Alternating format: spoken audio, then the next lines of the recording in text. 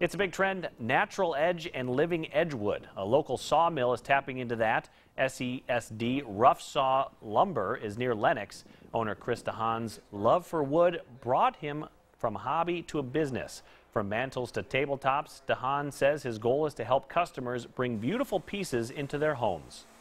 The era that we live in is the material that you buy or whatever, it's a throwaway material. Whenever I talk to anybody about their grandpa or their great grandpa or whatever and ask them about the dresser drawer that grandpa had, it's still around. It was built with quality. On tonight's Eye on Kelloland, we'll visit the sawmill and show you why DeHaan wants everyone who comes in here to feel like family.